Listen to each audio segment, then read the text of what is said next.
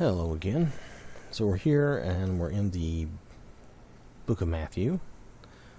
We're in chapter 15 when we're starting down at verse 32. We're reading for the context of what is happening here and what is being said and what's going on and how that applies to us. So again, that's the book of Matthew, chapter 15, and I'm going to read verse 32 down through the end of the chapter. So then Jesus called his disciples to him and said, I have compassion on the crowd, because they have been with me now 3 days and have nothing to eat. And I am unwilling to send them away hungry, lest they faint on the way. And the disciples said to him, Where are we to get enough bread in such a desolate place to feed so great a crowd? Now this is kind of funny if you think about what we just read here in a previous session, that Jesus had fed 5,000. And now they're like, well, how's this going to happen? I don't know if they just are not thinking, or if these are different. I just think they're not sure how this is going to happen again. I guess that's all it is. Anyway, so, or maybe they're doubting. Maybe they need this reassurance. I don't know. Where are we to get enough bread in such a desolate place to feed so great a crowd? And Jesus said to them, How many loaves do you have? He knows they've brought something, They say 7 and a few small fish. Now, they don't say how many fish this time.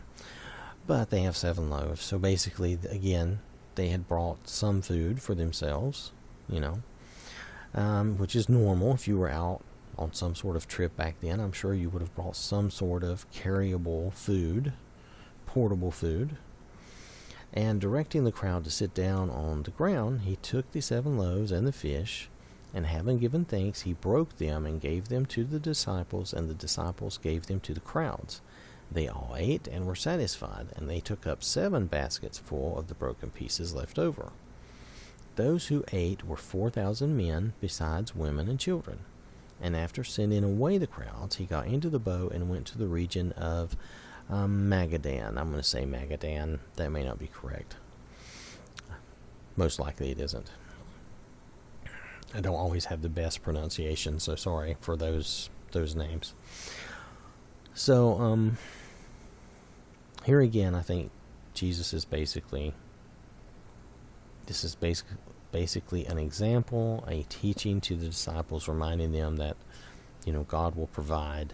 Here, they're doing what they can. They're bringing the word. They're spreading the gospel. They're healing the sick. They're taking care of people. And Jesus has compassion on the crowd because they've come out and they've been with him for 3 days. So this is a big crowd of people, and it's like they had a big, 3 days. It's like they had a big meeting, like a big, he's probably been teaching them, and they've been healing and doing all these things.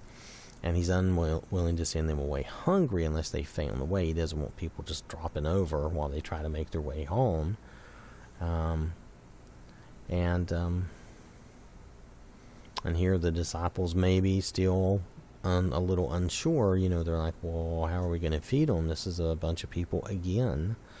And then here Jesus shows them again how he will take care of it. He'll take care of them. He's going to provide, and they took up, I don't care if their baskets were small or big, but they took up 7 baskets full of broken pieces, so that's a lot. That's a lot to take up afterwards. So, and again, showing that perhaps we are a bit of a, maybe we need to learn or repeat the same things. The disciples said to him, where are we going to get this? You'd think they would have known. And also showing that God is willing to provide for us and to help us. Here we've brought what we can. They were, they knew they needed to bring some food because they were going out, and they brought some bread and some fish.